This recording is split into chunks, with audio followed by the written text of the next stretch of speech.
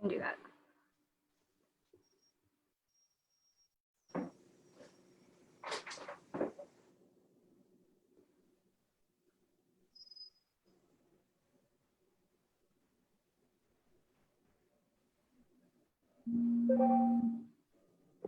Okay, we are live.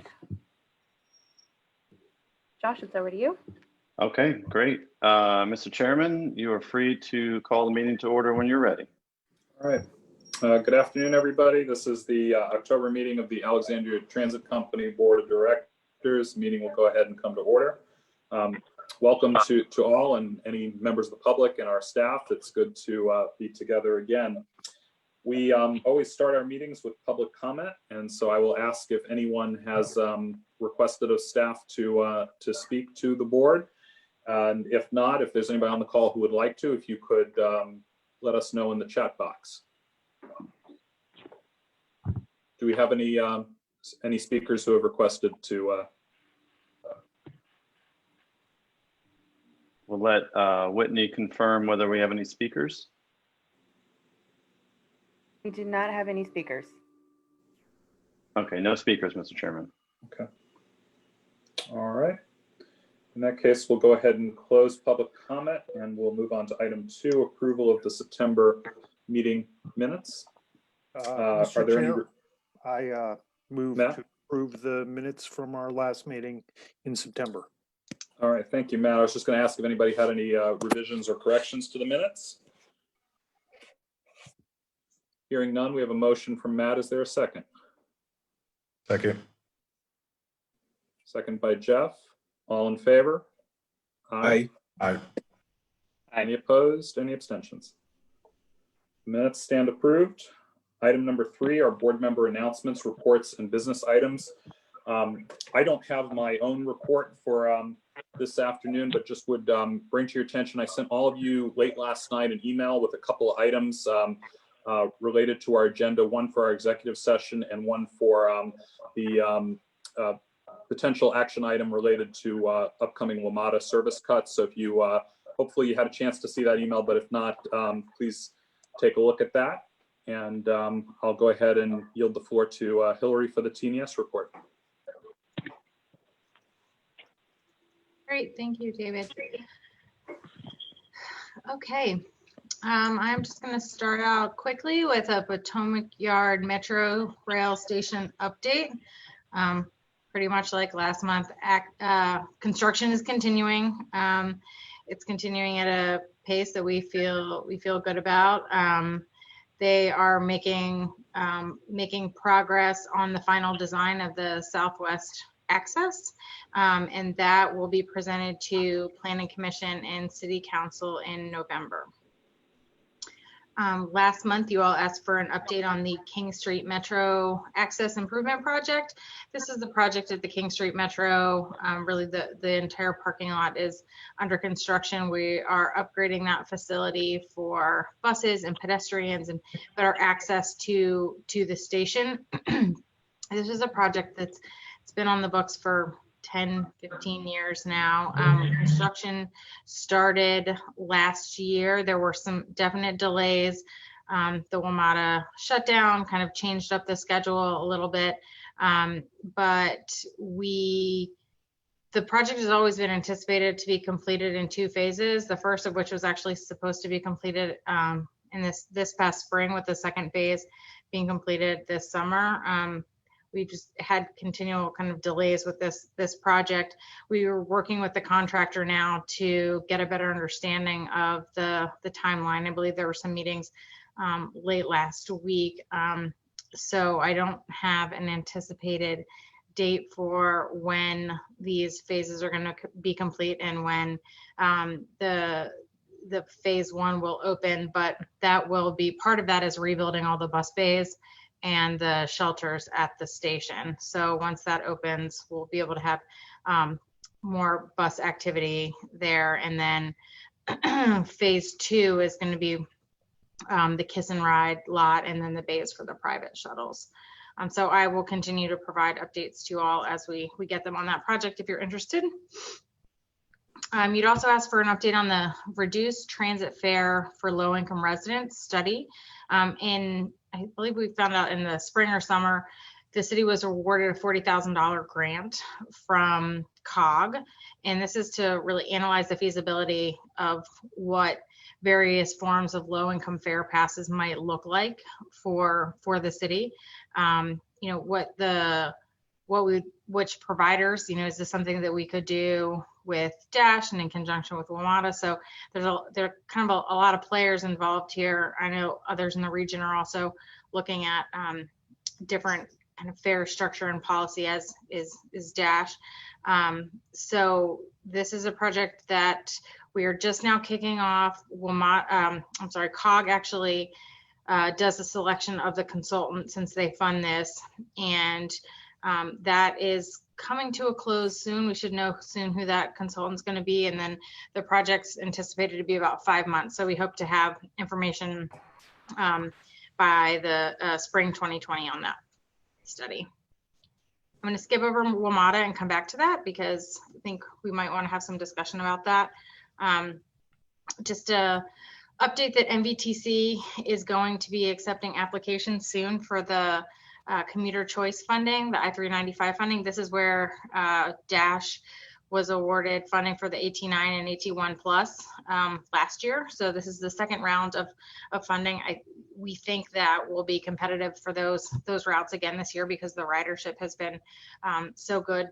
But just with all the kind of budget implications that all the local jurisdictions are facing, we do think that it'll be a little bit more competitive this year. More people are going to be putting in for grant applications, which is why we're only going forward with the AT9 and AT1 again, because we think we have a good chance of getting the funding for those two routes again for FY 22. DRPT, we just put an update in here about the approval for the environmental impact statement for the Long Bridge project. This is going to be an ongoing project, and I'll continue to update you all. This is the project that will build an additional bridge that will connect the railroads in Virginia and DC. So there's a lot. We're in the 30% design phase, so we have a while to go on the design of this project, but that'll add a fourth track through Alexandria and the CSX railroad to have better rail service all through Alexandria and to DC and get rid of some of the bottlenecks that we're experiencing. We also provided an update from MBTA. They are they've been doing some studies and looking at travel patterns over the course of COVID-19. And I provided some information here, just some of the trends that they're seeing. Obviously, telework is growing and transit ridership is down and the number of cars is going up. These are all things that, you know, we tend to experience ourselves and know generally, but they are looking at this to kind of in conjunction with some demographic information to see kind of what they can find and how we can use this information to make decisions moving forward. They have been working on updating the MBTA's its transaction long range plan update, and so that's why they're doing a lot of this work. Their transaction is basically the long range plan for MBTA.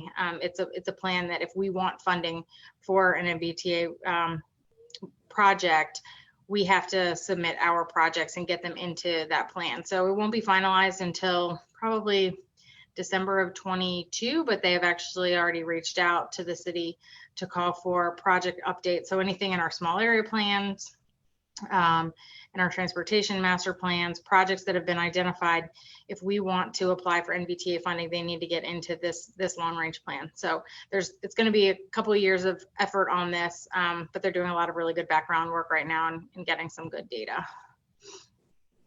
And then just jumping back up to WMATA, I mentioned last month that unfortunately ridership is not coming back as quickly as we thought or hoped it would with WMATA, and they have proposed some FY21 budget cuts. The board voted on October 13th at their public hearing on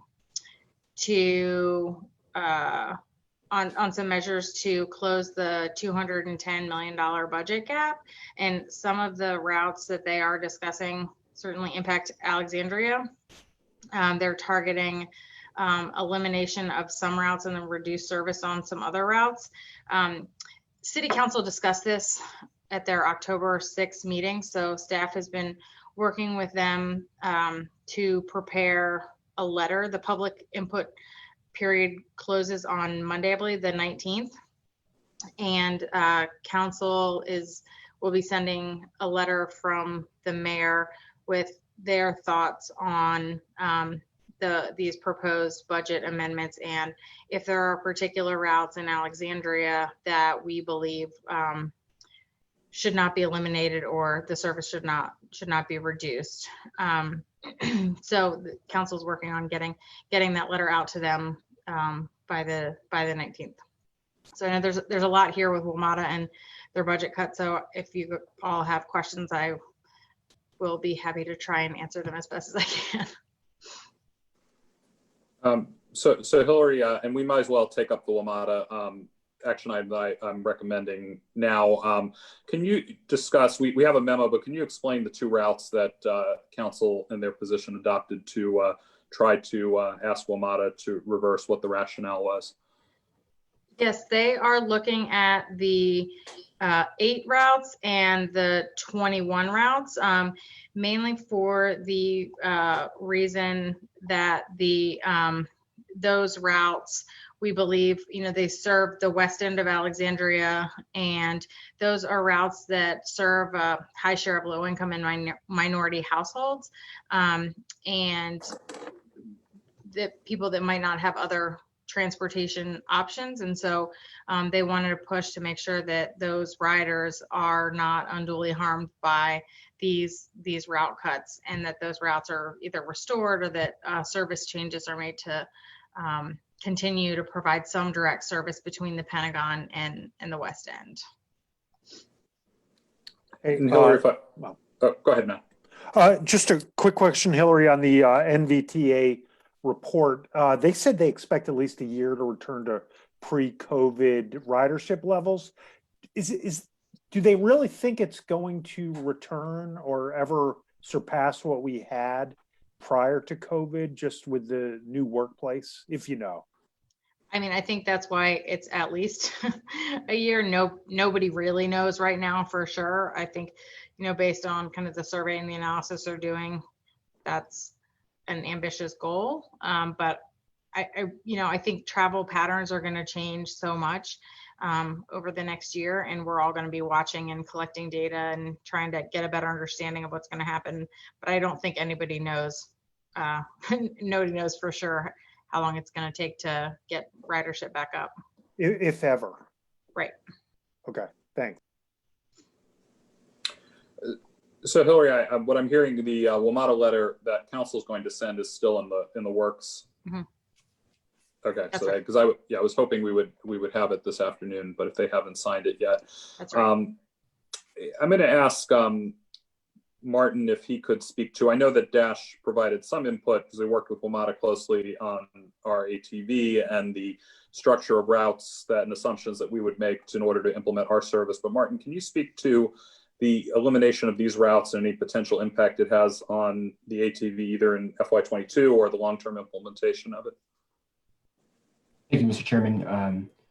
So we've been working closely with Alexandria City staff and WMATA staff as they've kind of gone through and developed this plan, which they kind of initially implemented in August. This is kind of their 75% service plan. So we were able to provide some feedback to them for this plan, and a lot of the aspects of that plan that's in place right now is what they're carrying forward or proposing to carry forward for FY21. And I will say that we also were successful. The routes to 7A and 7F were out on the West End. They had originally proposed some lower service. We provided feedback to them that we anticipate there could be some crowding on those routes, and those were really important for West End residents along Beauregard. And we were able to get them to bring those up a little bit. So they have been responsive to requests like this in the past. So that's a good thing. And I think I will also say, to their credit, they've done a good job of focusing. A lot of these reductions are on peak routes that only operate during the peak periods of weekdays, which is where they've seen the biggest drop off in their ridership. I think all but maybe one or two of these proposals are for peak only routes. So it kind of makes sense given the ridership trends among peak riders, what we've seen. It does make sense in that regard. In terms of what it affects for the ATV, unless they propose additional changes, there's not a lot that will directly affect the ATV. Since these are all kind of peak overlay routes and the ATV is mostly kind of focused on all day service, these are kind of like icing on top of what we're providing with our network. There are a couple routes in the West End that we kind of are needing to coordinate with WMATA, but those routes are mostly the 7A and 7F, which are not proposed for reduction or elimination. So I think as far as the ATV is concerned, we're doing pretty well unless we see any further proposed reductions from WMATA.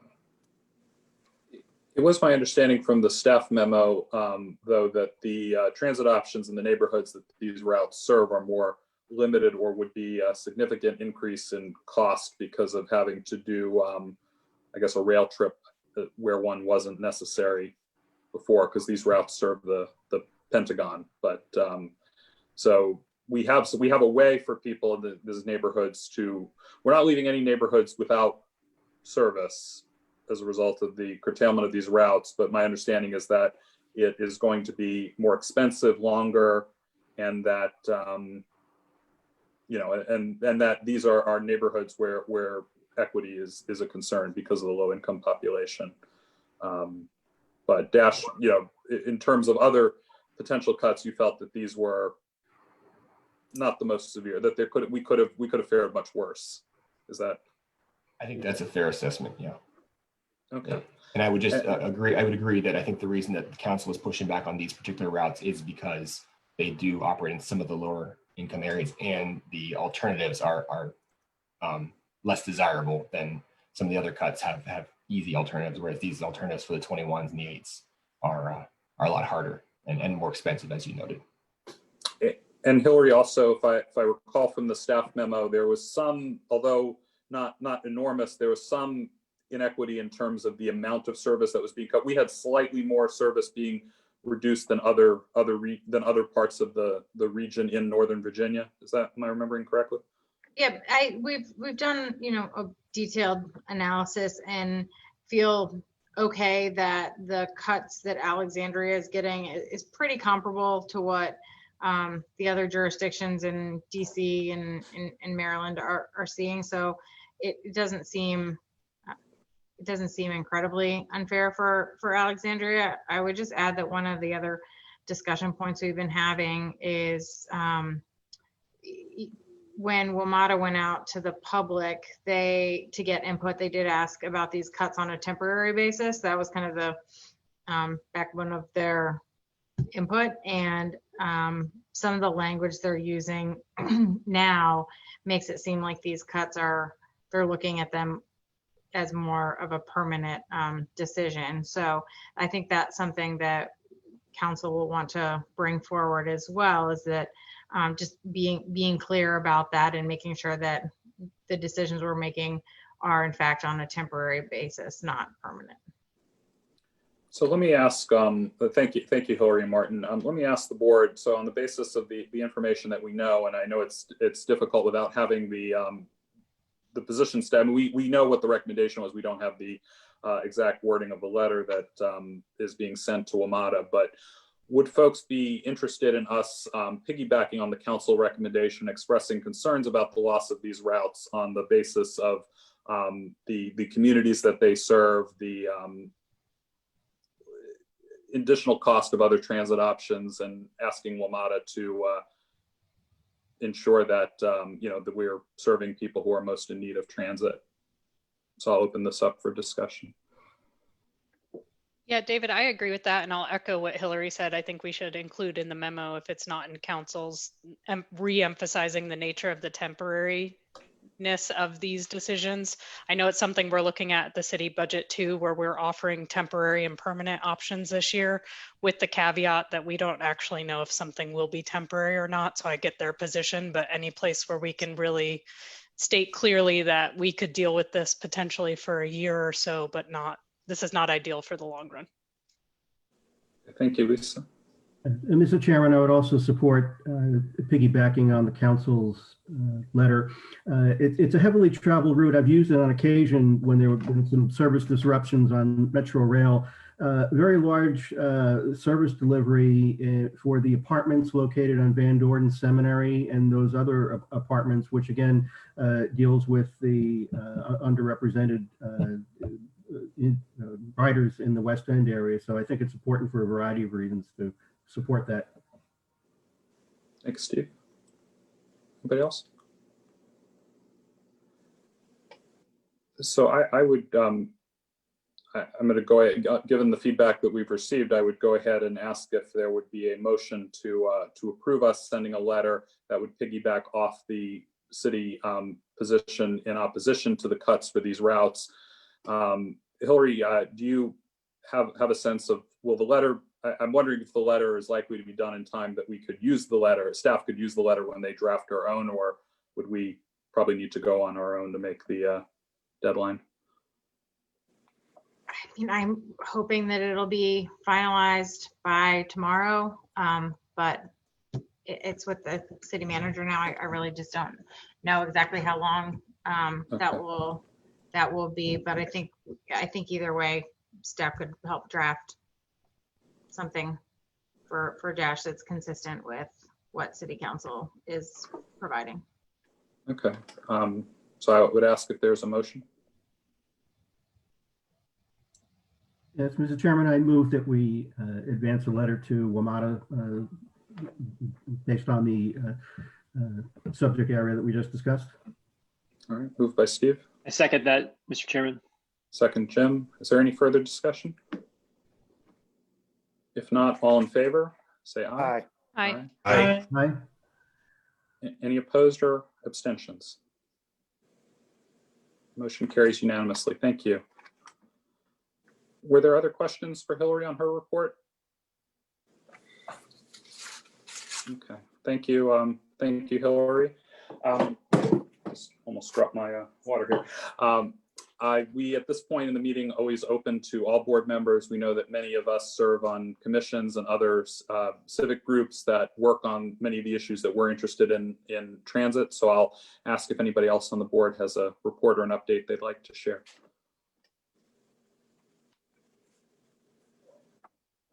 Okay. Mr. Chairman, we had a meeting of the ad hoc scooter task force. I serve as the chair of that group. While we have only met the one time, we reached consensus on extending the pilot for an additional year, and that was forwarded to the City Council for their consideration. All right. Thank you, Steve. So are you representing because you're not on the Transportation Commission, are you just a citizen member or? No, this is a citizen member on the ad hoc scooter working group, the task force, I think it is, and we move the recommendation forward to extend the pilot, currently scheduled to end at the end of this calendar year through next year. Oh, no, I was just asking, had you volunteered in your prior service of Transportation Commission? Just oh, no, with it was a separate based on my interest in the subject area. I'm considered the transportation safety representative to the task force. Oh, okay. Okay, that makes sense. All right, great. Well, we're glad that you're part of that. And I'll have my hand in it. Yes. Yeah. Okay. Anyone else have an update to share? And certainly, I know we shared last month. We have two of our board members now who serve on the Transportation Commission. So certainly, as that board gets working again, we would be very interested in hearing about the work that that both of you are doing. So hope you'll report out in future months. We'll move on to the general manager's report. So I'll go ahead and turn the meeting over to Josh. Thank you, Mr. Chairman. Members of the board, it is good to see you all again virtually. I'm looking forward to the day when we all finally get to reconnect in person. we do acknowledge that's pretty much a ways out here at Dash, but we hope that you're doing well and managing throughout this continued pandemic challenge. My reports today will be updates in nature. There are no action items within my report, but feel free, as usual, to jump in if you have any questions for me about the items. The first item here is I'm pleased to announce and introduce our new executive assistant and board secretary, Beth Ravelas, who is on the meeting today. So I will ask Beth if she can, while I talk a little bit about her, just to unmute herself and her video if possible, so that you may say hello to the board. But I'll just simply let you know we're very excited to have Beth on board. She joined us on the 5th of October, so she is still getting to know Dash and learn everything. This is her first board meeting. Of course, Joseph Kwanzaa is here with us as well, and he will certainly be backing up Beth as she gets on board with the meetings. But I'll let you know that Beth joined us after having most recently served as executive assistant to the president and CEO of the George Washington Mount Vernon and the Mount Vernon Ladies Association. What we're excited about also is that Beth is rejoining the world of transportation. A little tidbit is that she told us she started her career in the airline industry originally. So welcome, Beth. If you're on here, if you just say hello to the board so we know who you are, and then we'll move along unless any board members would like to say anything. Hello, everyone. I hope you can see and hear me. I'm very excited to be a part of Dash. I'm a resident of Old Town, and I used Dash when I was working in DC. I took the Dash bus from Slater's Lane to Braddock Station, and then took the Metro bus into Chinatown. So I was always impressed with the service, and just excited to be a part of the team. So thank you for having me. All right, we welcome you, Beth, and look forward to working with you. Thank you. As time goes by, you all are certainly always welcome to contact me with any needs or questions you have. But as time goes by, I would ask that you also include Beth in those inquiries so that she can help make sure that we get the answers to you all in a quick manner, and we're able to organize things for you and help you out however is necessary. So thanks again, Beth, for the introduction, and welcome. Moving right along here, I'll talk a little bit about the ongoing pandemic. Everyone's favorite subject these days, or least favorite subject, depends on who you are, but ultimately Dash continues to respond very, very well to this pandemic. We continue to see high turnout of our workforce, consistency in our service, and fairly consistent ridership, ticking up a little bit, gradual growth over time, but our ridership continues to be within the bounds of our expectations. Certainly, as you heard earlier in this meeting, WMATA has struggled significantly with ridership. Our entire industry has been shaken by this pandemic. The future is certainly going to be a challenging one, and we acknowledge that it's going to be years for the recovery from the effects of this pandemic, both from an economic standpoint as well as a transit usage and ridership standpoint. But I will say that as it pertains to what's going on today with the pandemic, we have a healthy workforce, we have a reliable workforce, we have a committed workforce, and we've continued to move forward in our efforts to prepare to be able to return to fare collection. Fare collection is something that will be discussed during the financial component of this meeting, where Evan and Martin will talk a bit about the assumptions that we've made in the budget as they relate to fare collection, and certainly we can have a discussion about the details of when and how that might look. But as it stands right now, the assumed goal that I have put forth in my budget proposal is in line with the plans of WMATA and other regional providers of January 1. That is highly contingent upon our ability to secure and install the driver barriers, which were discussed in the last meeting. I'm pleased to let you know that I received an update today from staff that our purchase order has been issued for the barriers, and the entire fleet will be equipped with these. They will not only serve the purpose of being an effective barrier in the event of in COVID, but in future pandemics. They will also feature windows that the drivers may slide open or close, depending on their preference, as a barrier to the passengers boarding and alighting the buses.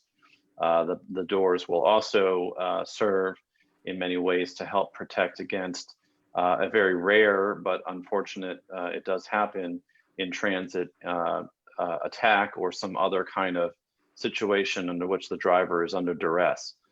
So we have a lot of benefits coming from this project. We're excited about it, but it is not in our hands as far as the production and delivery of these barriers. And this is not unique to us. There are many transit systems who are responding to the pandemic this way. And the CARES Act has made it possible for all of us to respond this way. So we're hopeful for January 1 as far as being equipped, dependent upon the direction and decision of the board throughout the coming months. But I will just make sure it's clear that our ability to implement front door usage will be driven by the progress of that project. So stay tuned. We'll certainly let you know as we know more, but be aware that that is in the works.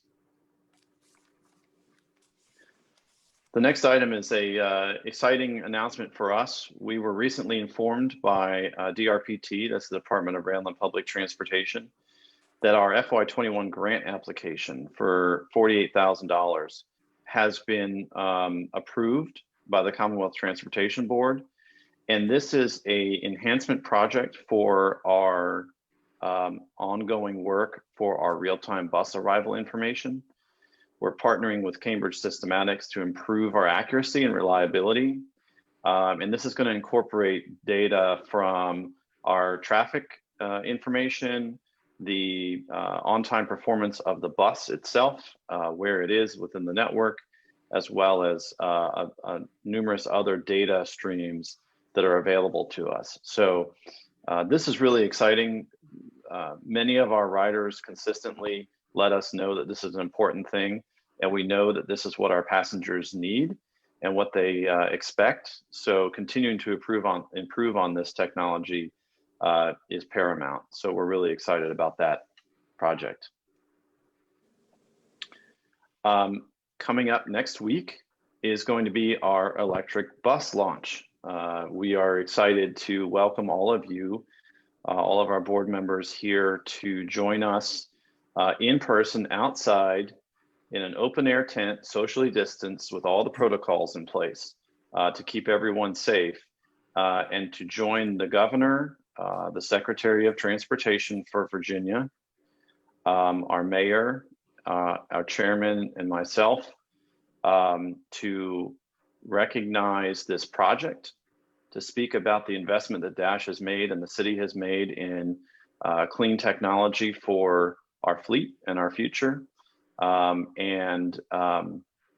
We will unveil the buses, which are of a unique design feature that showcase to the public and the riders that they are fully electric. There will be prepackaged refreshments provided. They will be in the form of to-go lunch boxes.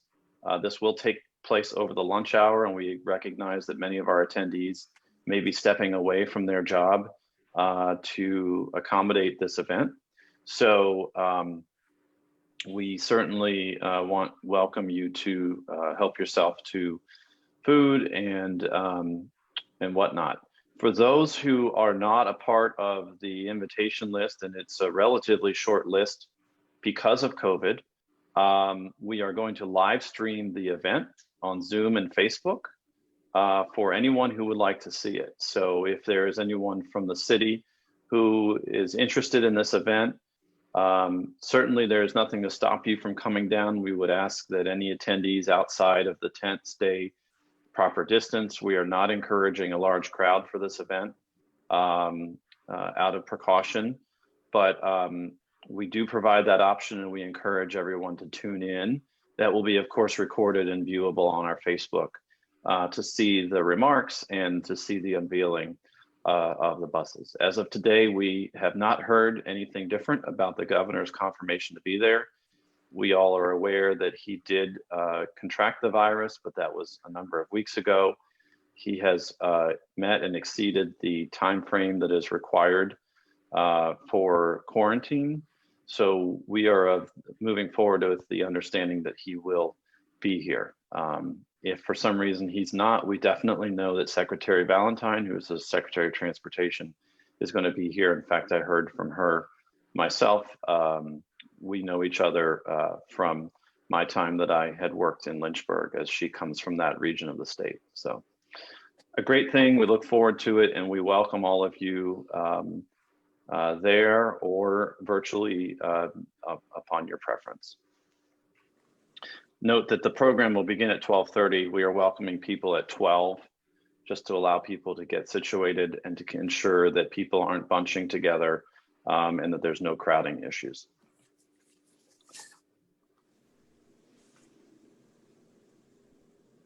Okay, sorry, my slide went the wrong way. At the last board meeting, I mentioned to the board the idea of considering a retreat sometime in spring of 2021. Admittedly, the pandemic continues to be a challenge for us. We continue to be fully virtual, and we're not entirely sure when that's going to let up. We just wanted to circle back on this, let you know that it's something that's still out there. We welcome any feedback, any comments about that. It is a very flexible thing, and it's certainly not anything we have to put a large priority into at this time. My recommendation to the board is we table this for a couple of months to kind of see how things shake out and how our meetings go and whatnot. But I will restate what I did in last meeting, which is I think if we're able to, both because of restrictions and COVID, but also if we're able to financially, which we do have in the budget as it stands. Of course, budgets are very volatile right now. We would love to do this because it would be an opportunity for all of our new board members to get a better, more in-depth understanding of their roles, as well as to help further bond this board. But I will acknowledge that this is a great board. The best I've worked with, and I'm not saying that just because of where we are, but this is a board that gets along really well and has a lot of very aligned in goals and understanding of priorities. So certainly if and when we can do this, I would still like to, but I acknowledge we can table it for a number of months. But I would just pause briefly to see if there are any additional comments related to that. And Josh, I did want to acknowledge Matt did provide some feedback to us after the last meeting about, potentially some understanding more of the regional framework, especially as we work with WMATA to provide service, and maybe even have some of their, I think Matt had suggested that the chair of their board participate in our retreat so we can get to know their work. Yes, thank you, Mr. Chairman, for bringing that up, and thank you, Matt, for recommending that. We certainly took note of that, and the relationship with WMATA is particularly important. And I totally agree with you that continuing to find ways to engage them will be helpful. And I do know that the chairman of WMATA, as well as the general manager, and I all keep in touch quite regularly. And the chairman, of course, is an Alexandrian. So, these are all great things for us. The last item in my report today is also a follow-up as a result of the discussion at the last board meeting. In the last board meeting, I mentioned that we had at the time, our most senior operator retired, Mr. Mike Nixon, and The board expressed a desire to ensure that we find every way that is an opportunity to recognize the high performers within the organization. Admittedly, Dash has a lot of them. We're very proud of that. We are an organization with many years of tenure and a very deeply committed workforce. So recognizing them wherever we can is certainly continues to be a priority for us. But as this was brought forth and it was requested the staff consider this, I have included a response slash sort of recommendation. At this time, there was no formal action taken by the board at the last meeting. It was just a request. And certainly the board may do as you desire on this item. But I wanted to get back with you and just let you know that our thoughts. And so the thoughts are essentially as followed, which would be continue what we've been doing. We have a lot of things that we do, both contractually and outside of the employment contract, CBA. We have a number of longevity gifts, recognitions, and special celebrations that we do. Upon retirement, employees receive a number of specialized gifts as well. I'll skip to the bottom here and say that we also typically, where possible, will bring retirees of the stature, for example, of Mr. Nixon to a board meeting where the board will often read a resolution recognizing that member. Of course, we're not able to do that at this point, but as mentioned, I'll make sure that we circle back to that when we're back to in person. But I wanted to mention that certainly we are happy to pursue this with or without formal action by the board. It's not necessary to do so, but just simply to say that one idea that came forth was related to recognizing individuals as the way that is done within the city and other public areas where items are named or are dedicated in honor of people. And one of the thoughts was we have 100 buses in our fleet. We have a lot of people to recognize. I will be candid with you. So criteria will need to be specific, but an opportunity might be to recognize these individuals who are these truly dedicated high performers as perhaps installing a plaque in the front of the bus for our passengers to see as they use our service and understand. For example, in the case of Mr. Nixon, we let him drive his favorite bus on his last shift. We made sure to arrange for that, and it was not a brand new bus. In fact, what you will often find is our seasoned operators prefer the older buses for a number of reasons, but he got to drive his favorite bus. So in the case of this, if we do something like this, which I think would be nice to do, we would certainly consider something installed on that bus for him. So that was just our recommendation of how we might kind of follow up on that, sort of resolve that, and continue to work. Certainly staff can handle this without any problem. I just wanted to get just quickly check back in with the board and make sure this is in line with what your desires had been from our last conversation.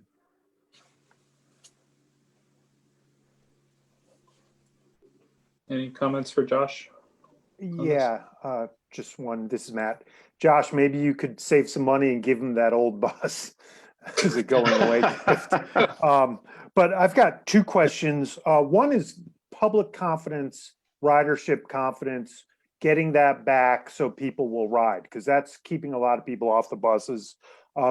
First question, you can answer it after, is, do we have an outreach plan to ensure the public that it's safe?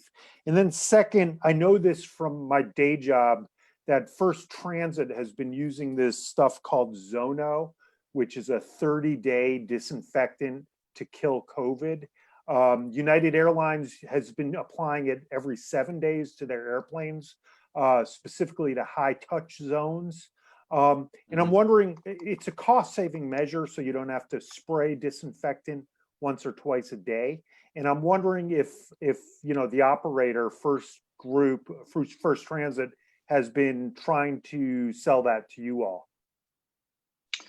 The short answer is no. However, Stephanie has kept in alignment with the protocols that have been done nationally. And as you know, Stephanie is our lead, and she participates in First Transit's, I guess, their weekly calls. And certainly, Stephanie, if you're still on, we'd welcome you to pop on here. But as far as our disinfecting procedure and what we're using on the buses, I know it's something similar. I know there's a fogging process. Okay, Stephanie, I see you there.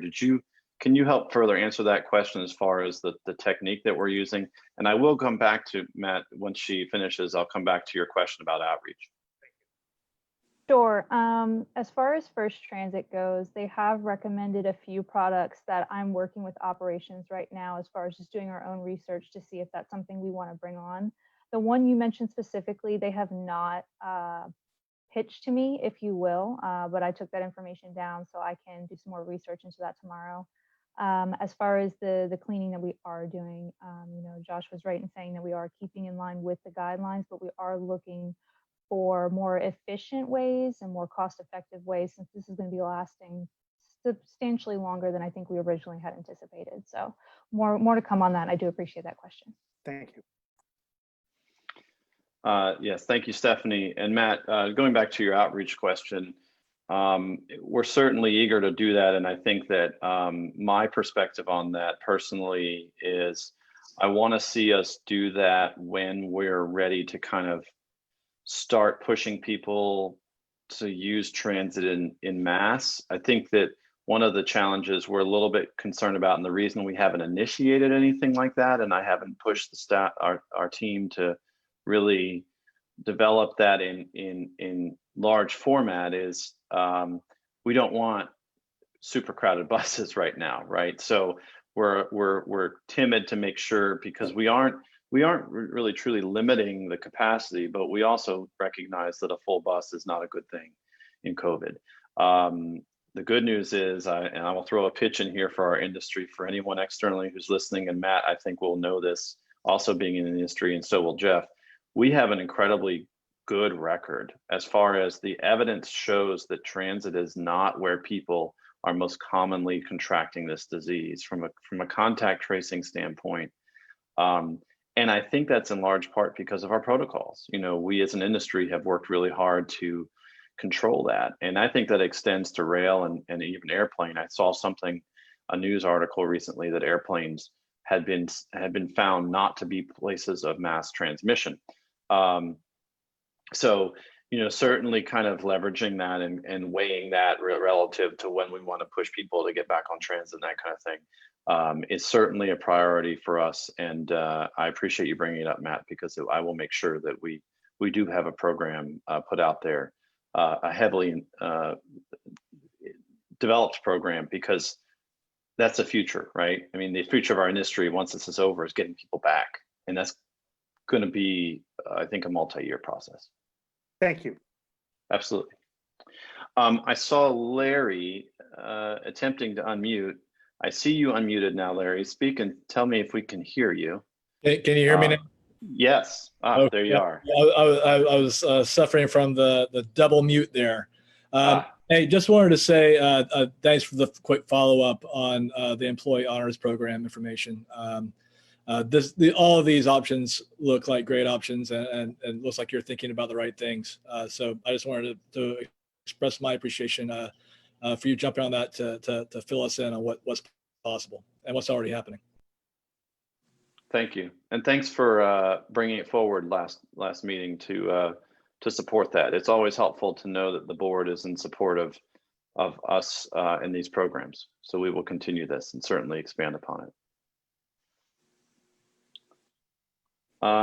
Quick look at my screen. I don't see anyone else signaling, Mr. Chairman, so I will make sure that my screen is working.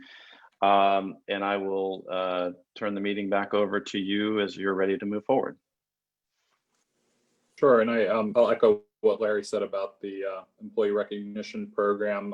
I think it was surprising. I hadn't thought of that last month, that we have a lot of vehicles that are near and dear to many of our employees. I would just ask, as you work to develop the criteria of this program, just a couple of things to keep in mind. One would be in terms of death in service and how that might be also rolled into appropriately recognizing employees who aren't retiring, but we do have we have had long-time employees who have passed away while still employed, and certainly that may be a fitting way. And then for employees we have that aren't operators, when we want to do recognition for them, you know, perhaps in our maintenance shop or in our administrative side would, you know, they may not, maybe our mechanics do, because they work on the buses, have a favorite bus, but just in terms of, you know, what we might do. So we're ensuring we're recognizing people the same across the organization in ways that are meaningful. So would be interested to hear about those opportunities as you flesh this out. But I think it's a very good effort. Thank you. We'll go ahead and recognize, thanks Josh. We'll go ahead and recognize Evan for the financial reports. Good evening, Mr. Chairman and members of the board. My reports begin on page 10 of your packet here tonight, and really what I have to share with you focuses first on fiscal 21 and how we're going to end this fiscal year, and then we'll get into fiscal 22 and the budget and the much more likely broader discussion around that. So I'll just summarize, and as always, please feel free to stop me with any questions you may have at any point. But we're on track 2 months in fiscal 21, July and August. We're showing a deficit right now of a little over $200,000 year to date. We had a deficit in August of $380,000, but that's simply because we have not replaced the passenger revenue that we're losing, because we're not collecting fares with the federal CARES Act money that we have. We just haven't made that adjustment on the books yet. So that will erase that deficit. We also have not even moved over some grant expenditures related to the AT1 Plus and AT9 service expansions that are funded by I-395 commuter choice. So those two rather large things will be positive adjustments on the books and would bring us into a surplus. From an expenditure perspective, we're doing very well. We're right on track. The reduced service levels overall and low fuel prices and really some smart decisions by our maintenance and parts departments have really kept expenses down thus far into fiscal 21. As Josh mentioned earlier in the meeting, our projection to end fiscal 21 is based on the assumption that we will resume fare collection around January 1st. There's a good bit of conservatism in the projection of the amount of passenger revenue we can realistically collect from January until June in fiscal 21. Not only are we assuming low ridership starting around 30% and maybe getting up to 50% by the end of the year, we're also assuming a lower average fare. So we've projected about $680,000 that we'd be able to collect, which is about 17% of our annual budget of passenger revenue. We'll continue to look at that and adjust that as needed. The good thing is that there is enough funding from the CARES Act to make us whole at our reduced service pattern, regardless of what that number ends up being. What it's going to impact is how much CARES Act funding is remaining at the end of the year to go forward into fiscal 22 to help us next year. So we're not, as with everything that we presently understand, understanding that things could change, that priorities from the city could change. But for where we are right now, we're in good shape in this fiscal year, despite what's going on. We're fortunate to be in that position. As Josh also mentioned earlier, the ability to collect fares is very much dependent on getting the driver barriers installed throughout the fleet. We awarded a contract on Monday and the purchase order went out today. We understand from our vendor that we're likely to receive the product in around December. Again, I'll hedge that. I am aware that virtually every system in the Northern Virginia region and likely across the country are all ordering the same thing right now. I'm sure they're ramping up production. But there could be some change in that timeline. And our maintenance team is going to be positioned to start those installations as soon as that product arrives. And we will be turning the fleet around as quickly as we can. So that is the plan, and that's what our projection is based on. We do have a surplus of about $55,000 projected for the end of fiscal 21. That's just looking at, essentially replacing all the passenger revenue that we expected to receive in fiscal 21. What we will likely do is simply whatever deficit we're at the end of the year based on what we've actually spent, we'll transfer the whatever amount of CARES Act funding is needed to bring us to zero, to make us whole in the DASH fund as part of the city. to preserve as much of that funding for next year as possible. Again, that's how we understand it right now. And if at the city level, any changes are made to how that funding is used, we'll certainly pass that along. But that's what we understand with OMB and with finance at this time. So that's really where we're at with fiscal 21. The actual report is on page 12, and I apologize. The bottom line that shows the end of the year numbers has been cut off, but all those numbers are in the narrative as far as what we project for the year end. So are there any questions on fiscal 21 or how we're doing right now that I could answer?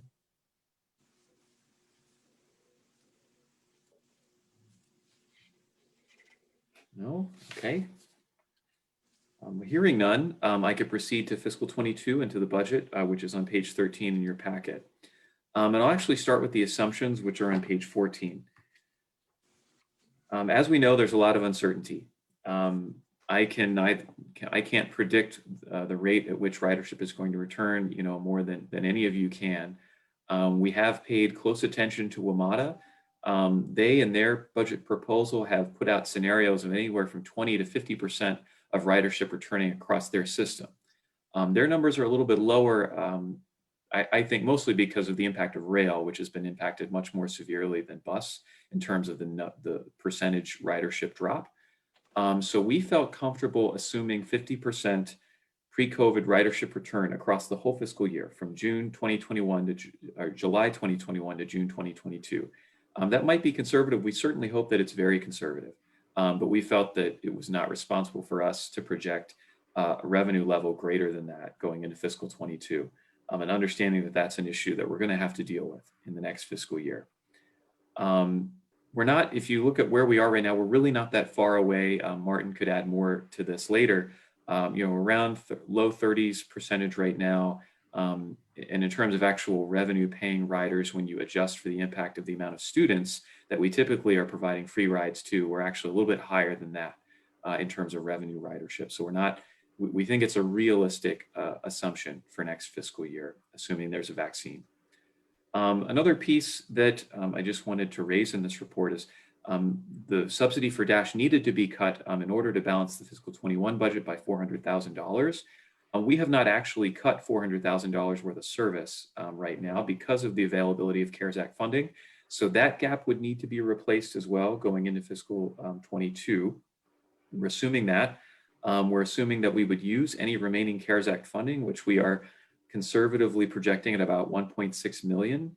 That's taking into account what we would use for revenue in fiscal 21, as well as the expenditures that would be funded by the CARES Act, most notably those driver barriers that we mentioned. We're assuming no new federal relief funds, although again, depending what happens at the federal level, that's possible, but certainly not something that we can count on. And then one thing that's new on the revenue side is we have included a projection of revenue from exterior bus advertising. That's an issue that you as the board have discussed, and of course is your prerogative as a board as to whether we go in that direction. But we felt it was important to put any revenue that we could bring to the table, we felt was important to bring in this proposal, given the magnitude of the passenger revenue losses that we're considering here, and to minimize the upward impact on the subsidy that the city has to provide in a difficult environment. So we believe $180,000 is a conservative first year estimate. If the board does decide to go in that direction, we would get the program started as quickly as possible early next year so that we're fully up and running by July 1st. I hope everybody can hear me. I think my video has cut out, but I'll just continue talking unless I hear otherwise. We can hear you. Okay. On the expenditure side, the growth in personnel is just driven by our collective bargaining agreement, by across the board wage increases per the contract, regular steps, and then we make corresponding changes across the organization to non-represented personnel. The non-personnel change year over year is relatively small and is mostly driven by technology investments that we're continuing to making in the area of real-time bus arrival information, as well as just increasing building maintenance costs, which are a factor as our building gets older. So that, if we go to the next, one other thing I'll mention, in terms of the actual service that we're operating, what we're assuming here is the 2022 version a cost-neutral version of the 2022 ATV Alexandria Transit Vision Network. And Martin will explain further what that is, but it's what the board approved last year. So it's not the same routes that we're running right now, but what it does assume is the same level of revenue hours, the same quantity of service that we're putting on the street, even if it's in slightly different places. And then what I'm going to present next are two options as far as a reduction from that or a supplemental request to increase that is really just sliding up or down from that current services level. The chart that's before you on that slide is just the overall of the current services level. And overall, that's a 5.1% increase to the budget, or 1.1 million. That's, of course, largely personnel, as I mentioned. The revenue side is where it's a little bit more complicated this year. You'll see the impact to the subsidy, which when you combine regular service and the King Street trolley is about 1.3 million, or 8%. And that's really the net impact of everything else that's happening on here. We have 50% of the passenger revenue going away because of the ridership return assumption that I mentioned earlier. We have the CARES funds stepping in that would cover the majority of that loss of passenger revenue. We have 180,000 in advertising coming in, and the net impact of all that is that the subsidy increases just a little bit more than the budget does as a whole. In the packet, I include a few more calculations, really just to demonstrate that if it were not for COVID, our budget would only be increasing by about $700,000, and the subsidy would only be about $500,000. And I share that simply to say that there aren't huge cost increases in this budget. The overall numbers are really being driven by the revenue situation and where we are in terms of the pandemic. I'll pause there because that's the scenario if we made no service changes at all. And this is still contingent on the city's ability to fund it.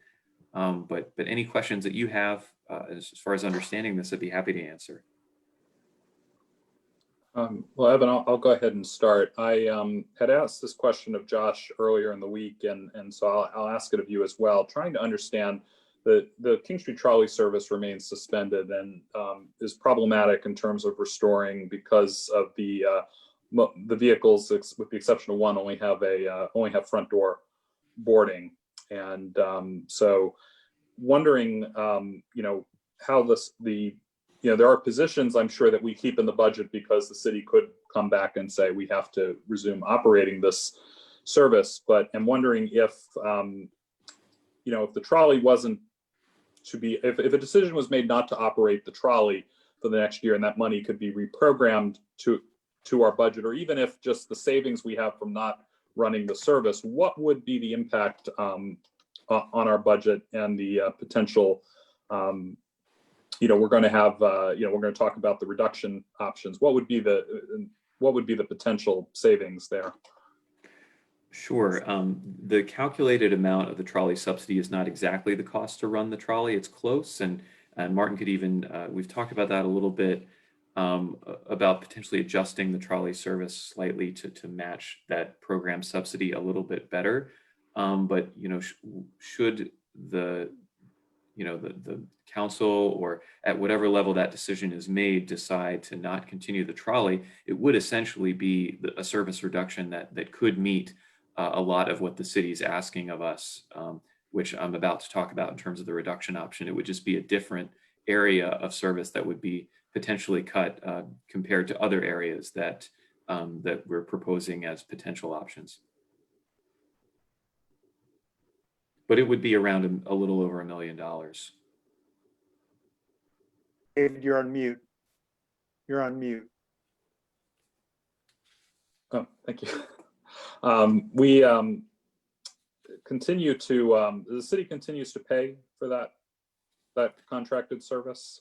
It's just, my understanding is it's just part of the subsidy that they provide to us. It's not a separate payment anymore. No, it's provided in conjunction with the regular subsidy, even though there is the MOA in place to govern the service. Okay. Correct. And so on the city side, we budget them separately, but like Evan's saying, it comes over to Dash as one item. And so we're holding operator positions to begin running this service again. These are operator, but among the roster, then there are folks who aren't working because we're not running that service. The work has just been distributed differently across the organization. There's nobody who's just sitting and not working, of course. Evan, would it be fair to say that if you were to remove the trolley, if you were to truly split it out, we would just be seeing a larger deficit or a larger need for CARES funding in the current fiscal year? In the current fiscal, if that was removed? Yeah, like basically if we pulled all that out, to speak to kind of what you're saying, people have been redistributed to other areas of work based on COVID. So if we were to pluck out that revenue, it would essentially just be replaced with the need for additional CARES dollars. Yes, for the most part. We would be able to there would be some savings, and we probably redistribute the work in the most efficient way, but for the most part, we would have to plug that gap. Mr. Chair, I have a question, and I don't Sure. recall this. When we approved funding for the advertising revenue stream potential, did that include the trolley or not? I don't remember. I think we had offered it last year as a potential, we go through this exercise every year, and Evan's going to walk us through what is a very big cut this year. But last year, I think we offered as a potential just a mitigation strategy to our fleet. But I don't think we had parsed out specifically exactly how many buses there would be advertising on. And the other piece of it was we were going to lose about half the revenue that came in just for the expenses of actually having the firm install and maintain the advertising. Yeah, and I mean, I guess the salient part is, do the trolleys actually provide a place for external advertising that's visible? Oh, just the way it's. Oh, just because the vehicles are configured differently on the outside. Yeah, I might speak to that, Mr. Chairman. I could speak to that. We did, there is some internal advertising that goes on through some electronic screens, but the trolleys by design are not amicable to external displays.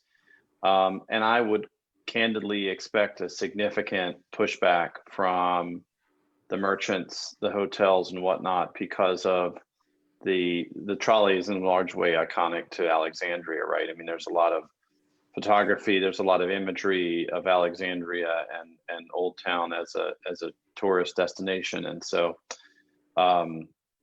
combined with the ability to even put it on the vehicle, the technicalities of the control of the trolley, which lays largely in council's hands, as well as the expected pushback. We never really considered the trolleys as an advertising point. It was always just regular fixed route. Thanks, Josh. But I mean, I think the question has come up in terms of, in an era of social distancing, how feasibly how you could run trolley. You could run the route, but you just being able to deploy those vehicles would be, I think, very problematic. And I think, I guess we have to make an assumption in FY22 as to whether social distancing will be relaxed because of where we are with the vaccine and other, I guess, just the vaccine in terms of enough people having it that we can go back to a quote unquote normal. But, I think that's something that we really do need to flesh out with the city as to, what their plans are for that route throughout the rest of the pandemic. And I would certainly just add to that one of the things that I would hope the city would consider, as well as this board, as it relates to the trolley, is that when it's time for economic rebuilding, a trolley is a component of a vibrant downtown, right? And so the importance of that route, while insignificant potentially right now, I think is going to be significant in the recovery phase of COVID. I don't know how much of that we're going to see in 2021, but I think we would just need to also keep that in mind. But ultimately, that would be my position as general manager to the board and to council and city staff, the trolley, I think, is an important component of helping to recover the tourism in the downtown area when it's time and ready to do that. No, I'm not suggesting we mothball the vehicles. I'm just wondering by the end of FY22 if we're going to be in a position to be able to run those vehicles because of the special way in which they're configured and the inability to distance on those. Oh, right. Yes. Yeah. Understood. And keep in mind, we even though they have limited capacity, and recognizing your comment there, I would just also add to that we have planned the trolley vehicles to also be equipped with the driver shields. But to your point, the smaller trolleys are really problematic for any kind of social distancing. So they would be the very last vehicles to get back on the road. Okay. Any other questions for Evan at this point? Hi, this is Larry. Not so much a question for Evan, I suppose, as for the larger group. You know, being new on the board here, I'm interested to know why beyond. I'm hearing that maybe the company that would maintain the advertising would be taking a large chunk of the revenues from it. But what barriers have there been in the past to using advertising that makes things a bit different for us this year? Well, I think, I'll just start and then staff will jump in. So there has been a long history of this, and even predating my time on the board. It was long felt that there was a certain aesthetic and a certain identity to the Dash brand, and that when you begin putting the kind of external billboards, because you have the interior of the bus, which is only seen by people who ride the bus, but the primary benefit to having advertising is that basically the bus, as it passes along its route, is a billboard, that it was sort of undermining our brand. The other concern that we had heard over the years dealt with some of the issues WMATA has dealt with in terms of First Amendment issues, in terms of what kind of advertising you can accept. WMATA has been in court a number of times because of ads that they have turned down where there have been First Amendment cases that were done. And so, and then the other piece of it is, as you start to accept the ads, there are going to be ads that people agree with, there are ads that people disagree with. It kind of goes beyond just I'm advertising, the local ice cream shop on King Street. We're going to, get a lot of national groups and probably a lot of ads of a political nature just because of the region and where those ads would be seen. And then the third piece of it is just, and staff has done a lot of work on this because we had considered it last year potentially as a mitigation strategy to figure out how much of the revenue we would actually make, we would actually be able to hold on to. And I think had reached out to some of the other transit agencies to find out what their experience was and the contract that they have with the agency actually installs them, because it wouldn't be our staff that would actually be fabricating these and actually installing them. You'd have a contractor who would handle it.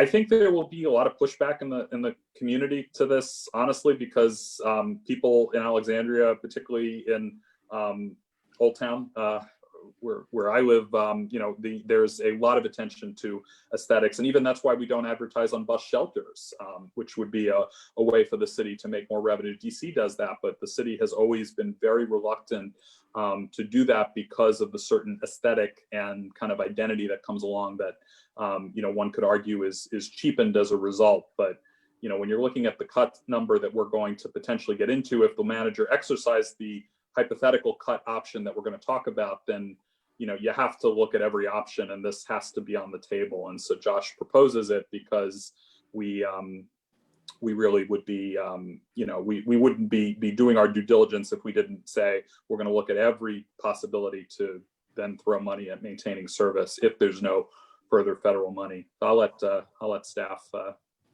Josh or Evan, take it from here.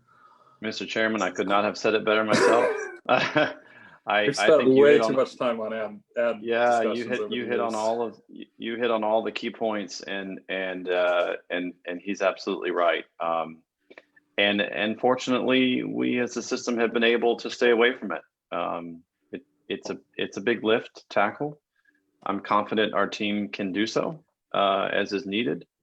And I would just state my personal position on it is I always let people know I'm a realist, but I will also be candid about my own opinion. And my personal opinion is that of similar to what David explained is a concern of the community, which is it drastically changes the aesthetic of the buses. And my experience with it is it can be problematic in a lot of different ways. Not only the question of what ads are put on the buses, how long they're there, you know, the way that they're maintained, oftentimes they're put on and off. They can be problematic and damaging the vehicle. And if advertisers don't update them, they can get old and sort of look like they're hanging off the vehicle. So, you know, acknowledging that if you don't have to do it, it's a wonderful thing to not have to do. But my realist side and my acknowledgement of my role as general manager to present to you a balanced budget and also to present to you scenarios that respond to the city's requests and the city manager's directions as it relates to the budget reflects that it is a responsibility of us to include that as a revenue stream. And if a miracle happens and we're able to work things out otherwise, great. But as the chairman pointed out, this is a time where I no longer think we have the opportunity to make that an option. I think we just need to include it at this time. Question for Josh. So go ahead, Ian. Yeah, question for Josh. Have we considered electronic advertising, like a screen? That way it can be easily maintained. It's not going to be aesthetically, you know, abhorrent. Yes, good question, Ian. So the first stab I took at this when I first joined Dash was to further evaluate internal, where you can put screens in that provide passenger information. Many transit systems use those to provide passenger information, and they have a panel for advertisements. As far as the exterior is concerned, we have not yet seen in the industry a vendor come out with something that sort of stands the test of time, if you want to say that, on the side of a bus, particularly because buses seem to attract cars. And you put an expensive screen on the side of a bus and a car slams into that, well, there you go. So I think vendors are reluctant to invest in that level, but it's a thought that I've had many times in the past, and I hope maybe there's a day where the technology becomes cheap enough that something can just be put up there that is easily maintained. But also to that point, that's why we need to contract it out. Maintaining this, I've talked with transit systems, and I've actually overseen one that was maintaining it internally, and it was very, very hard and much less effective as far as the reach of potential advertisers. Okay. And Josh, if you could go ahead, you had shared this information with us last year when we talked about this. It's okay if you don't have it tonight, you can follow up with us. But what would be the gross revenue we would estimate from the advertisers? That way folks can understand what percentage is going to the expenses of doing this. Well, I don't know. I can't see Evan, but I know you're still here. I can talk about that, Josh. You might better know how that shakes out. Go ahead, Evan. Sure. I mean, in any situation, we would put this out to bid for a contract, and we would get the best arrangement that we possibly could. We've been told by WMATA and others in the industry that 50% might be the worst case scenario for new contracts. So we're looking at, gross of maybe somewhere around 360,000, and netting 180. But that assumes a lower number of buses that would be covered at any given time than what we assumed last year, just thinking we might be at a reduced service level, have fewer buses on the street. Advertisers may not be able to sell as many ads, knowing that there's lower ridership and lower people moving around on the streets. We don't know what that would do to the market. So we felt it was important to be a little bit more conservative. And I would just add that we, entering this market, become a competitor for WMATA and others. And And I think that there'll be an opportunity to piggyback in some ways, some shape or form, to help improve the market saturation for advertisers. But if they're going to consider putting ads on WMATA versus us, I think most of the time they're going to go to WMATA because they have a much larger geographic coverage area, much more opportunity for exposures and customer, as they call it in the industry, I understand to be impressions. So customer impression, number of impressions upon people is going to be more limited in Alexandria. But I don't think that that is any reason to believe that there wouldn't be interest. I think we do feel confident there is interest. Other questions before we move on?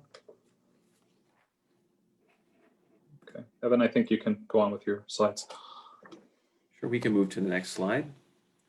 So as we've already begun discussing a little bit, we have been asked, like all partner agencies of the city and all departments, to prepare a reduction option for the city to consider as part of its overall budget process. This happens every year. The only difference this year is that the amount is higher. We've been asked to look at a 10% option, and again, that's consistent with everyone else across the city. If you do the math based on last year's subsidy, our target is about $1.7 million. We have been instructed that anything else we can bring to the table would be counted towards that target. So taking the $180,000 in advertising into consideration, we're looking at about $1.5 million in additional adjustments that would need to be made if the manager exercised that option in its entirety.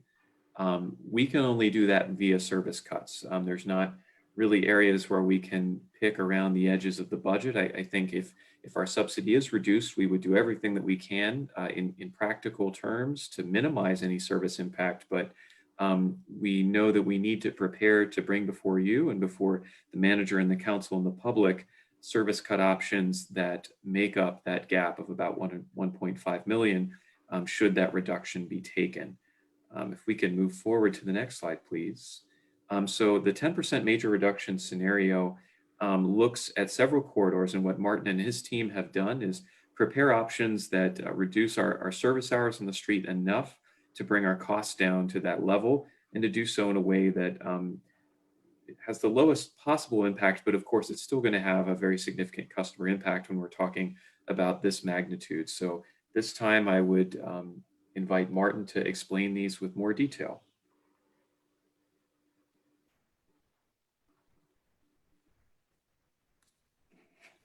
Martin there.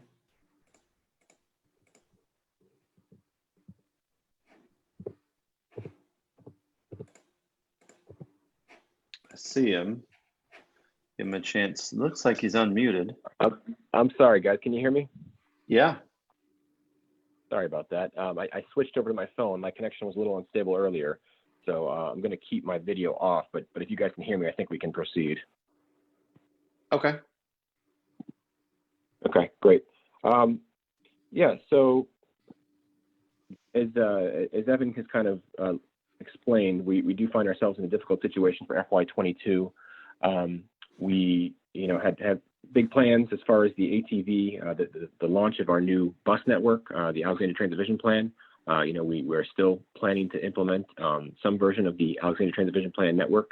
And so we've got a couple different scenarios that we're sharing with you tonight. And I'll get right into this 10% reduction scenario, which is the key focus. So you can hear about that and provide feedback. I just real quickly wanted to make sure that it was clear that there are kind of three different scenarios that we're talking about. One is the full ATV for 2022 that was adopted by the board back in December. That obviously requires a significant increase in service hours and costs. And then the baseline that we're working off of that Evan has kind of talked through is this cost neutral ATV network. So that's kind of the baseline for what these cuts are coming off of. So the 10% reduction is a even further reduced version of the ATV network, which allows us to save that $1.5 million while still introducing the new network and gain the benefits that comes along with. So next slide, please. And I'm having trouble. I can't see the slides, so hopefully I can just talk through this with you all. Basically, the 5 different, and actually, if it's the map slide, we can go back to the list first. Sure. The 5 different. Martin. The 5 different. Yes. We might be able to resolve your connection issue for you. I think there's an unknown phone number on the line that Caitlin muted earlier that might help you, ending in 191. Is that you? No, I don't think that's me. Okay. Okay. All right. Well, continue. We can hear you. Okay. Sorry, you're not able to see the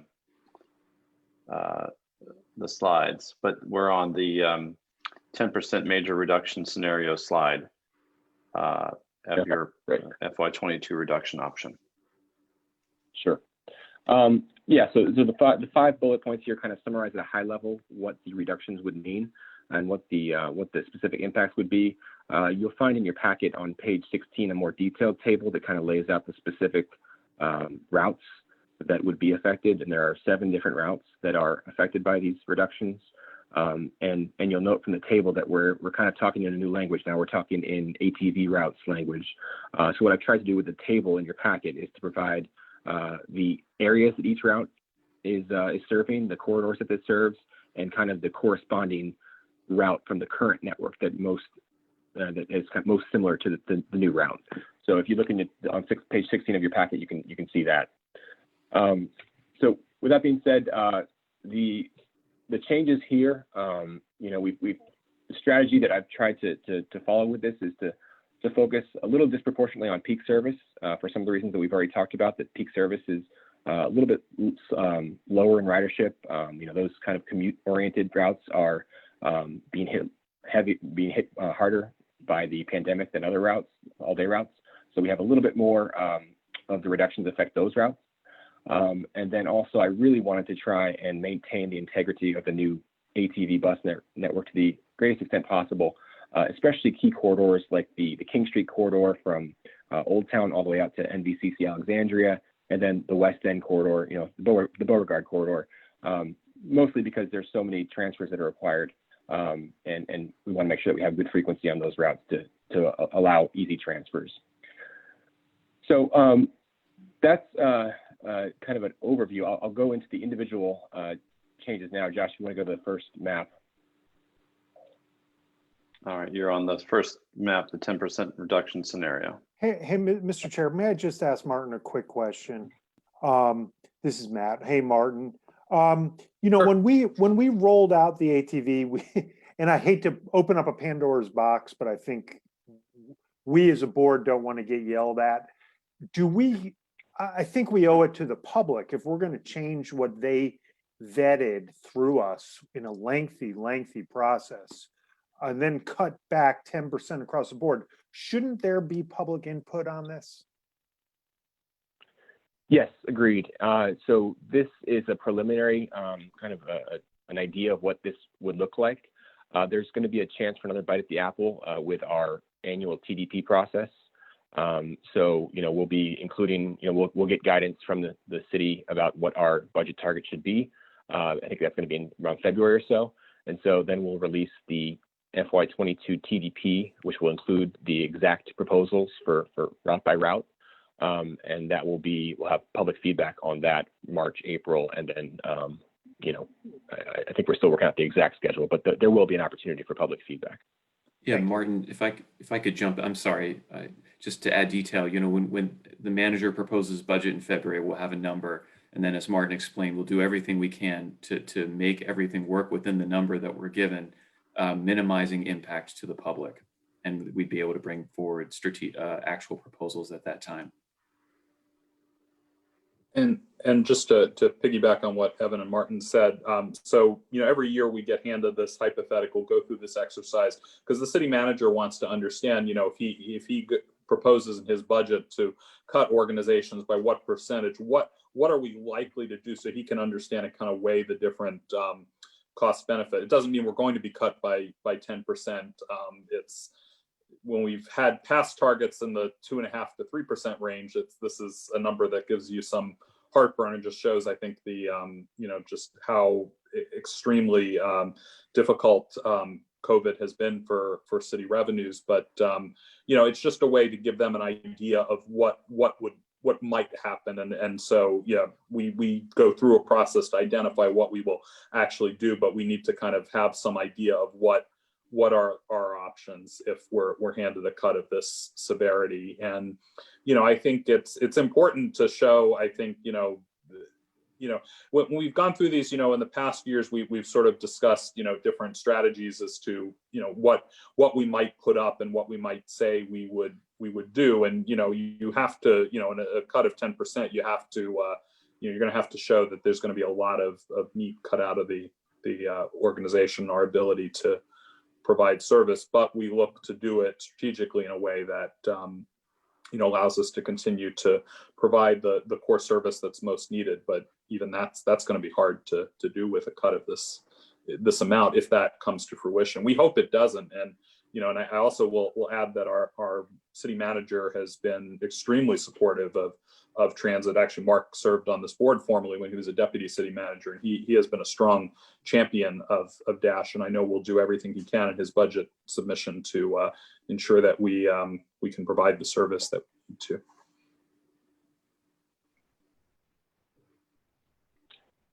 Okay, great, thank you. So I'll kind of just walk through each of these just very briefly, and feel free to stop me if you have any questions. But these are kind of the biggest reductions. First is the Duke Street corridor, the new N3 route, which is currently known as the AT8. There will be some reductions in the number of weekday peak trips that'll go all the way from the Duke Street, from Landmark, all the way into Old Town. Currently, there's a service pattern where we have 10-minute service between Landmark and King Street Metro, and then every other trip continues on into Old Town during the peaks. With the ATV, and really wanted to build a strong connection into Old Town, we've increased that so that all those trips, so every 10 minutes, the trips would all go into Old Town. But if we had to do the 10% scenario, we would have to go back to this every other trip, and you'd only have service every 20 minutes into Old Town, this route, which would affect folks on the Duke Street corridor, but it would also have an impact on anyone who's transferring to King Street to this kind of combined route that we're calling the OTC, the Old Town Circulator, which is a combination of a couple different routes. So if you dial back the N3 frequency, you basically are taking the OTC frequency down from every 5 minutes, a clean 5 minutes during the peak, to every 9 to 10 minutes. So there is a substantial impact from this change on the Old Town Circulator. So certainly something that would create some inconvenience in terms of the transfers that have to occur as well. Next slide, please. So weekday and midday service, there are a couple routes that would be reduced. They would all be going from every 30 minutes during the weekday midday hours to every 60 minutes. The notable ones are the N1, which is the Eisenhower Valley corridor, currently served by AT7. That would go to every 60 minutes, which is actually what it's at today. But then also the N5 corridor, which is the AT10 going from Delray, actually starts King Street Metro up into Delray and then up into Arlandria and then ends at Potomac Yard. So we would be losing midday service there, which represents a reduction from today. And then the N6 route, which is a new route that kind of covers some of the outlying parts of Old Town, basically Old Town North and South Old Town. That would also be going into every hour during the middays instead of every 30. So you'd be reducing access for those areas as well. And this is one of the ones that would be kind of a more severe impact. These are some areas that don't have as many alternatives, especially if you look at places like Old Town North. So if you bring them down from every 30 to every 60, there's certainly a big impact for anybody who's trying to get anywhere in those areas during middays. Similarly, next slide, please. Weekend service also would be severely impacted on some of these routes, the N5 and the N6. You would not have a Dash route running up and down Mount Vernon Avenue on weekends through Delray and up to Potomac Yard. There are Metro routes, the 10A and the 10B, that provide a similar service along that corridor, but it would be a big loss for anyone traveling from Arlandria down through Delray to King Street Metro trying to get into Old Town. They'd have to use WMATA route. Similarly, the N6, South Old Town, the N6 portion there is actually currently the AT7 is the current route that serves that area. That route actually doesn't operate on weekends right now. So we were hoping to add this route in on weekends with the N6, but that would be removed as part of this 10% reduction. More significantly, the Old Town North area would lose their weekend service. They currently have hourly service with both the AT2 and the AT5, so they would be losing an existing service on the weekend. So if you have folks that are up on Slater's Lane, 2nd Street, up near the old power plant site, that area, you would no longer have a connection to the Braddock Road Metro on the weekend. So that's pretty substantial. Certainly something that we'd like to avoid. Two more I've got here. One is the N11 route, which I've tried to show here. It's kind of a zigzags a little bit, but it's the basically a similar alignment to the AT9 today. And what we would be doing on that route is reducing peak headways from every 20 minutes to every 30 minutes. Currently, the AT9 runs every 20 minutes during the peaks and every 30 minutes during off peaks. So we would be taking it down from what it is today with the AT9 to every 30 all day. So that would, affect peak travelers, but that also, that route goes through some more socioeconomically sensitive areas like Alexandria, also provides connections to Southern Towers there. So certainly, could have some negative impacts there as well. And then the last one here is the N23 and N24. Sorry, next slide, Josh, if you haven't moved already. The N23 and N24, which are the new versions of the AT3 and AT4, which is a peak-only route that serves Northridge and Rosemont and Park Fairfax. And of course, we heard quite a bit from those areas as part of the ATV. The routes would still be provided. However, they would be reduced from every 30 minutes to every 60 minutes. Pre-COVID, these routes would be running every 20 minutes during the peaks. During COVID, we discontinued them for a while, and now they've been brought back. They're running at once an hour. Not very much ridership at all to speak of. But if we had to do this 10% cut, we'd be taking them down from every 30 minutes with the current services to once an hour with the 10% cut. So that's another one that will be, we'll certainly hear from the public about that one. Next slide. Actually, I'll pause there. So that's the 10% reduction, and certainly would like to hear any feedback we can from the group so that we can incorporate it into what we send to the city in November. Yeah, Martin, just one question. So appreciate the information you provided. I know that WMATA is also proposing some cuts. So as far as service areas, are any of those the same? And I guess what I'm getting at is, I know these are hard times, but I just want to ensure that they're, for example, if we're proposing one area to reduce service or to eliminate service, I just want to ensure that WMATA is at least providing some kind of backup. Yeah, so we've tried to be strategic and tried to avoid some of the areas that might be the case. With the peak only routes that WMATA is proposing to discontinue, a lot of those are in the West End, along the Beauregard corridor, which we're not really touching with these reductions. They're along Quaker Lane and Duke Street. Those are kind of peak only services. So there's still options for most of those people. I guess Quaker Lane excluded. So yeah, we've tried to kind of be strategic and think about what WMATA is going to be operating. And make sure that there's not, a scenario where, someone could potentially be losing both WMATA service and Dash service in the same area. I guess the one potential double impact would be in Park Fairfax, there's the 22A. WMATA is proposing to reduce that one. That's an all-day route. We're talking about peak service with the N24 reduction. So there would be two reductions, but they're a little bit, they serve different markets. Okay, thanks. Martin, would it be fair to say, as you've presented them in the slides and in the packet, that these are in some type of priority order, or is that not the case? So what I've done in the table is there's a one column that says kind of the impact of route usability, And there are basically three that really stand out to me as the ones I'd really like to avoid. Those are kind of like the worst ones. And those are the ones with the midday and weekend service reductions, especially on the N5 and the N6, the route serving like Alexandria, Del Rey, Old Town North. Really would like to avoid the service reductions to those areas. So those are probably the highest priority for keeping.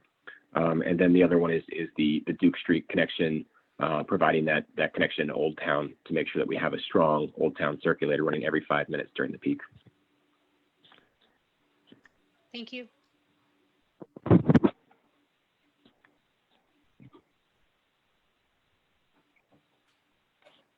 So could I ask, do you need a motion to adopt these so that you can provide this feedback to the city manager? Josh, Evan, I don't know if we need a formal motion, do we? We're just kind of looking for feedback, or? You know, I don't think that at this point it's necessary to do so. You know, I don't know, Evan, you could chime in here. I guess if we're considering this our draft budget, which would normally have an action on it, or our submitted budget, that is, it Josh? probably wouldn't hurt. Go ahead. Yeah, so we, on our budget schedule, what we had slated was to bring you a more fully fleshed out version, you know, incorporating the feedback we received tonight of the 2022 budget at the November meeting for your formal approval of that budget, including any service level adjustments. We formally submit those to the city on November the 13th, so just after the November board meeting. We are going to submit a pre-list on October the 23rd to the budget office. So any feedback tonight, I think, would be, you know, really helpful in crafting that and presenting these potential options and service impacts to the city. But Josh, that's just our calendar, you know, if we want to continue to proceed in that direction. Yeah, I think that's fine. I think, Mr. Chairman, it's fine for us to capture the feedback at this point, based off of what Evan has said. You know, any course corrections, so to say, if you want to call it that. Obviously, this is an undesirable situation, and we recognize that there will be sort of pain no matter where you go. We recognize the economic situation. So, you know, if there is feedback now, that's great. If not, we'll certainly be, you know, revisiting it again in November, as Evan points out.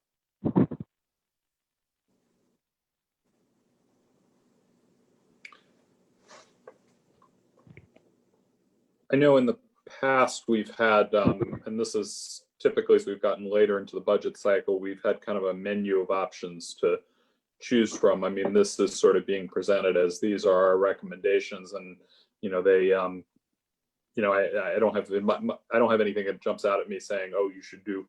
I don't want to do any of these, but you know, and there's nothing that jumps out at me saying, oh, but they should do this as opposed to that. But I think it will be important as we get deeper into the budget process, and also we have clarity about when we return to collecting fares. But if we are facing something in this neighborhood that we're going to need to go to the public and really get a lot of kind of, you know, trade-off feedback on trade-offs. But I'm fine with this the way it is in terms of what we submit for the call from the manager. Anybody else? So what I'm hearing is we don't need to take a formal vote. You've kind of captured our feedback, and this is going to come back to us in November, but we won't have specifics until February as to what our actual subsidy reduction would look like if we do receive one. That's correct. And obviously, as Matt asked earlier about the public feedback component and other things, there are more steps to be done. It's going to depend a lot on sort of what the outcome is of the city's budget process and the city manager's proposed budget. And then oh, sorry. Oh, go ahead. I was just going to say the only other thing I'll add is the unknown we have right now on the city side, but we'll know, I guess we'll almost know by Next board meeting would be the legislative or the budget guidance from City Council. So we are going to be requesting a tax rate increase, obviously, but they could potentially not allow that with the city manager budget. So that could be an informative piece for us to consider depending on the timing of that and how that goes.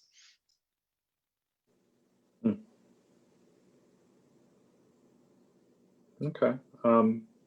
Yeah, no, I think yeah, I think this makes sense. And then we're going to go ahead and talk about a supplemental, which is very important because it's something we promised the community we would do. But it's interesting, you know, it's just the timing of this is so, you know, unfortunate, as we were really looking to make great strides in our transit service. But I'll let you go ahead and start talking about the ATV funding. Yeah, I'll briefly introduce it, Mr. Chairman, before Martin explains the details. One other variable that Martin and I wanted to just remind everyone of, and Hillary talked about it earlier in the meeting, is the I-395 commuter choice grant process. Those applications are going to be coming together over the next few months and will be decided upon in the spring a little bit later. You know, we'll have a good idea in the March-April timeframe after we already know what the manager has proposed as our budget level. And we are going to be, you know, proposing that West End service that we think will be very competitive in that process, just as it was in the first cycle. However, should we not receive grant funding for that, that would have a significant impact on our budget and where we may have to make service adjustments. So we just want to be really clear about that and make sure the board understands.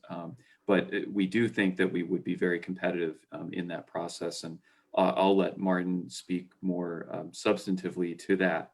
But the supplemental requests, we're certainly able to propose this, as the chairman alluded to, and Martin is going to go into why we think it's, you know, a very strong proposal for the, you know, for the community. Obviously, there's a lot of benefits here, potentially even in a tough budget environment. All right, thanks, Evan. Yeah, so we have had big hopes for FY22, and we continue to have big hopes for FY22 with our launch of our long-awaited Alexandria Transit Vision Plan network. So, you know, we're still including it as a supplemental request, and we'll provide kind of a list of all the improvements that comprise this new ATV network, so that in the event that we, you know, find ourselves in a better position financially, that we have some prioritization and we know kind of what direction we want to go in terms of starting to build up this new network. But just for those that, you know, maybe weren't around last year, just a reminder of all the good things that we hope that we're going to achieve with this new network. And this is the full version of the ATV network that was approved by the board back in December. The idea is that we're trying to build a citywide network of buses that will be frequent, that they'll be all day, they'll be very useful, they'll be available, you know, every 15 minutes on Sunday nights, on weekday mornings, middle of the day on Tuesdays. We want to make sure that there's a really useful, convenient, reliable network of buses crisscrossing across the city so that people will be able to use them, and they will use them. So kind of one of the key metrics that we use to kind of quantify that benefit is this idea of access to frequent all-day transit, and that's measured by the number of people, the number of jobs, the number of people that are within a quarter mile of a bus stop, and the service level in that bus stop has to be every 15 minutes or better, 7 days a week. So if someone is within a quarter mile walk of that type of bus stop, they're considered to have access to the frequent all-day network. So if you compare the number of people today versus what it would be in this 2022 ATV network, you're going from 40,000 residents to 100,000 residents out of, 150,000, I think, total in the city. So 2/3 of the city will have access to this network. You'll have almost 3/4 of low-income residents, whereas today it's only 30% with the existing network. And then with minority residents, you'll have 70% versus 22% today that have access to that frequent all-day service. So huge increases in the access to this really useful transit, especially among these more vulnerable parts of the community. We did kind of go back and forth with this a little bit last year, but where we landed was a pretty good job of covering the existing boarding so that not too many people, or a very small number of people were losing bus service. So over 99% of existing bus boardings in today's system will have a bus stop in the new system that's within an 1/8 of a mile of their existing stop. So really very, very few people are losing access to transit through this. And then most importantly, or equally importantly, I'd say, is the increase in off-peak service, weekends, middays. The current network, Sunday service is very, very sparse. A lot of routes just run once an hour. Saturday's a little bit better, but not great. We really wanted to focus on building up the all-day base network instead of focusing so much on the peak services, which turns out it kind of dovetails relatively well with what's been going on in terms of overall ridership trends with transit. So we believe that by building up that kind of all-day base of service, having buses come every 15 to 30 minutes at worst, all day, 7 days a week, you can really have a useful network that will benefit not just the 9 to 5 riders. You'll have, people in the service industry, people that are working in retail, people that are working on weekends and late hours and third shifts. They'll be able to use buses as well. So really excited about all the benefits that this network will bring. And just a quick plug, it's www.dashbus.com/transitvision if you want to look up more information on this. Next slide, Josh. Oh, I do have the map here. You'll find plenty of these maps on the website I just mentioned, but the key thing is that these are frequency is decoded by color. So red is good on these maps. Red is every 15 minutes or better. So you can see the red network stretches out across the city. And if you were to compare this to an existing map with the same color scheme, you'd see a lot more red, which indicates more useful transit. Next slide, please. So in terms of what this would mean, for FY22, as we mentioned, this is a significant increase in the amount of service that we're putting out there. So, we're certainly being realistic with this request, but, we're putting it out there. So you're talking about an additional $3.4 million, which is about an 18% increase over current services. We have presented that in the table on page, I think it's 18. It kind of lays out line by line, route by route, what goes into that. So we've also, I think you can see if you're looking at the table, the far right column has a priority order, so that if we, were to get a 5% or a 10% increase, we would kind of go off of that priority as a general guide for how we might decide which ATV improvements we can implement. And as I mentioned, the list there is mostly modular, so we can kind of pick and choose off the menu what improvements we want to make.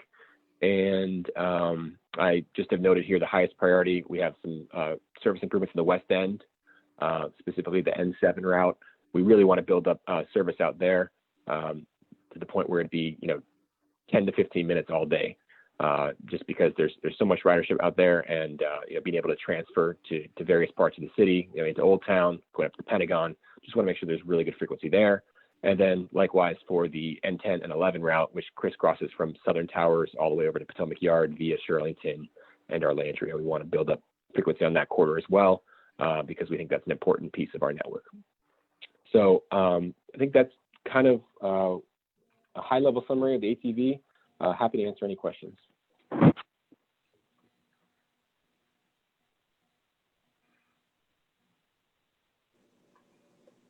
All right. Hearing none, Martin, thank you for the presentation. So you'll be including an ask for the full $3.4 million, with the understanding that we can, if we get, but somehow we do get some money towards that, you're going to have a list of the priorities that you believe we should invest in, the routes that are most important. Correct. Okay. All right, thank you. So we'll move on. Did I hear was somebody speaking? No? Okay, we'll move on to the next item. We have one action item for this meeting, which is it's had explained in September. We had passed a resolution early in the pandemic when virtual meetings were not permitted, except under very narrow circumstances, to basically give the general manager the flexibility to manage this without risking having to get us all together, and to basically then make any fare service changes that were necessary. Because we adjourned recess over the summer, we had extended that at our final meeting in the spring. And now, because we have an infrastructure in place so we can meet regularly, we just need to rescind the resolution, which basically goes back to any long-term fare and service changes have to come through for board approval. So you have the resolution in your meeting packet, and it's up on the screen now. Is there any discussion related to the resolution? And if not, a motion would be in order.